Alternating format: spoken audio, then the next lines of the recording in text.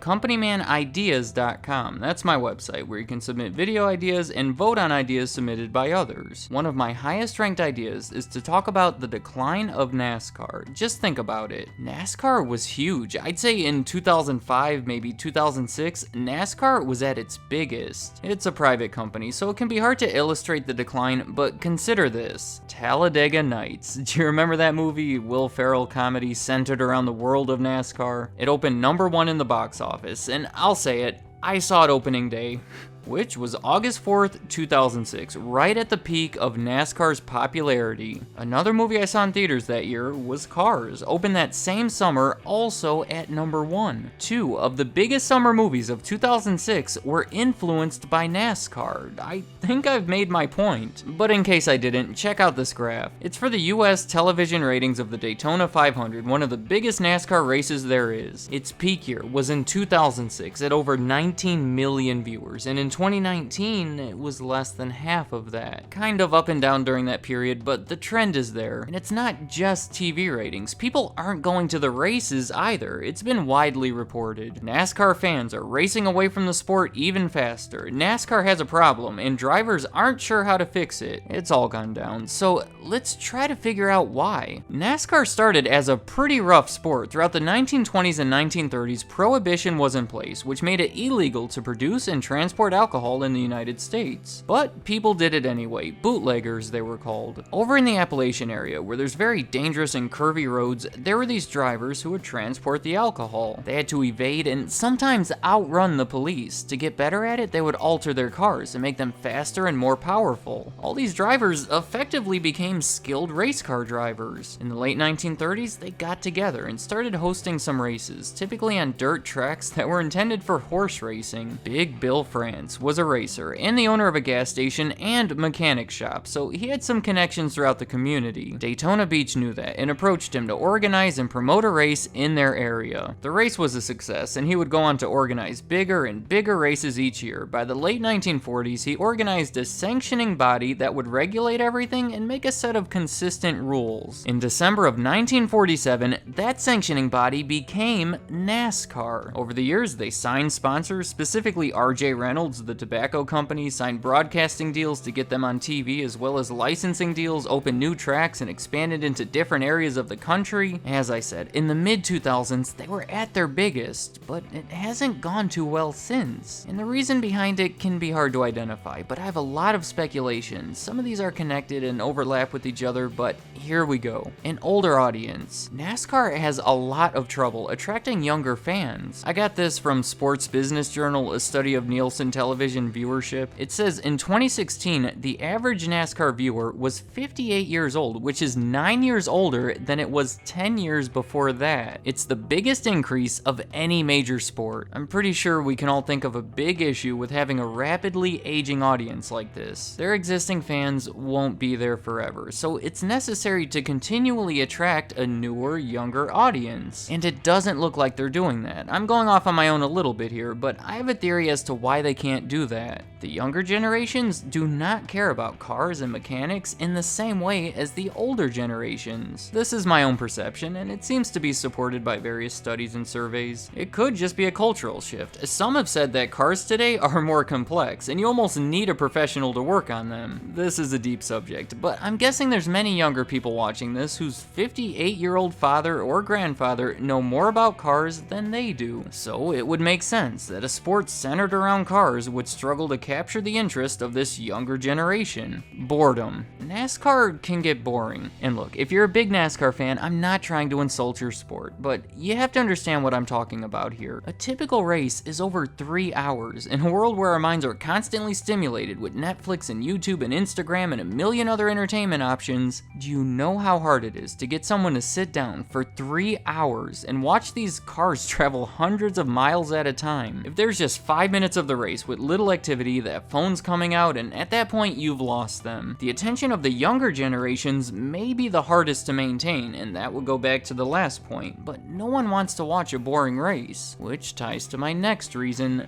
Dale Earnhardt. I think anyone would agree that Dale Earnhardt, the Intimidator, is one of the biggest, most popular NASCAR drivers of all time. Well, in 2001, he died when he crashed into a wall during a race. I don't want to show it because I just don't want to show it, but let me tell you about this race. In 1999, NASCAR signed this huge $2.4 billion deal with Fox and NBC. It gave those two networks exclusive rights to show the races. Fox would show the first half of the season and NBC would take over for the second half. See, before this, they were being aired all over the place. It was up to each track to make a deal with whichever broadcaster they felt was best, and that was a mess. Now they were coming together to get a better deal that would lead to better promotion and more money. It was the third largest broadcasting contract in sports, and look how it was reported by the New York Post. NASCAR's spanking new 6-year television mega contract for at least $2.4 billion quadruples its current broadcasting deal and moves the family-controlled car racing circuit from the up-and-coming list to has arrived. The feeling at the time was this deal brought NASCAR to the next level. The first race under this contract was the Daytona 500, a huge race that was heavily promoted due to the start of this broadcasting agreement. It was one of the most popular races of all time, with just over 17 million viewers. In the final lap of that race is when Dale Earnhardt crashed and died. Obviously, tragic for him and his family and everyone involved, but look at it from NASCAR's perspective. The obvious, most immediate effect is the loss of one of the sport's most popular drivers. That's not good for ratings, but aside from that, it is terrible publicity. I know, some people are going to say that bad publicity is still publicity, and you're right, it brought a lot of attention to an already growing sport, but I'm still going to go ahead and call this an overall negative. In the 8 months leading up to this, there were already 3 other similar deaths, so not surprisingly, it caused a huge emphasis to be placed on driver safety, which takes me back to my previous reason,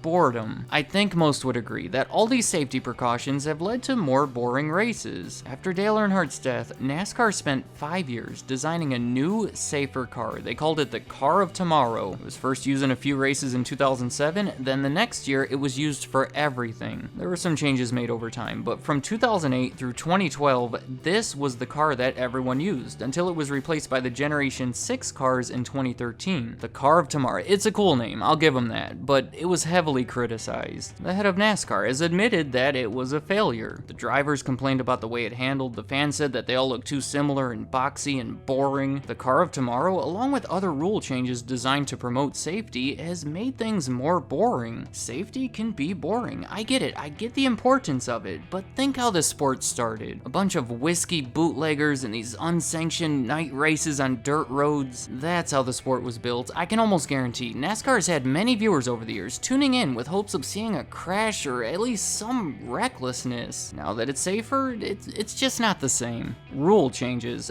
Do you know how the Cup Series, the main series, is structured? It's gotten very tricky and keeps changing. Trying not to get too specific, in 2004 they introduced the chase for the Nextel Cup, which for the final 10 races they would make only the top 10 drivers eligible for it and then reset their standings. I'm sure intended to make those final races more important, and then every few years since, they've messed around with this format, adding drivers, changing the point system to where different accomplishments are valued more. Today drivers get eliminated throughout the chase. It's no longer called the chase, but it's the chase. The whole thing has gone through so many changes, and it's very different than it was pre-2004. I think a lot of people see this as a big gimmick and would just like to have the classic format back, or at the very least, stop changing it so much. Just settle on something. Brian France. A lot of people don't like this guy. It's a family business. As I said, in the beginning, it was established by Bill France. In the 1970s, his son, Bill France Jr., took over. In 2003, his son, Brian France took over, and he's no longer in charge because Jim France, Brian's uncle, has recently taken over. Brian France has been criticized for not attending races. He's not exactly the Mark Cuban of NASCAR. His leadership decisions have been questioned, like the Car of Tomorrow. His recent absence is attributed to a DWI and drug possession. He's just not well liked by many of the fans and may not be the best face of the company. A few more. The economy. In 2008, it all went bad. People had less less money, so they stopped attending races and never went back. It's something you typically travel to, so add on the price of gas and hotels and it gets pricey. I wouldn't expect someone to stop following their favorite sport solely for this reason, but combine this with some of the other stuff and there could be something there. Personality. The new NASCAR drivers don't exactly resemble those 1930s bootleggers. Also, with the safer driving and more uniform cars, it's harder to show personality. Environmental concerns. There's been efforts made, but obviously this is not the best sport for the environment. That's all I have for now. It's not a complete list, but I think we see what's happening here. Many of those NASCAR fans from 2006 just don't care anymore, and they're not bringing in the new ones either. Maybe all these safety concerns made the sport boring and they lost interest. Maybe some of their attempts to make it more exciting and bring in the new fans, like the rule changes, left the original fans feeling abandoned. Maybe they now have a Netflix subscription and find that to be more entertaining. Maybe the drivers that they love are gone and replaced by new ones that they don't care about. Maybe it's all become too family friendly. Maybe they can't afford to be a fan. Maybe, like the rest of the world, they become more environmentally conscious. Maybe it's a combination. I don't know exactly what happened to NASCAR. There's no easy thing to point to that would explain such a major decline, but there are a bunch of smaller things all happening together that starts to paint a picture. Let me know in the comments,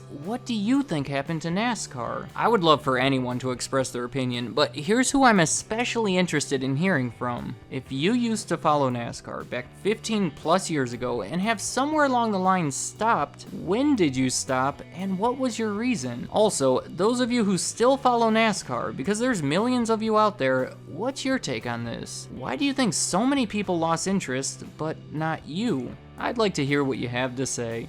Thank you for watching.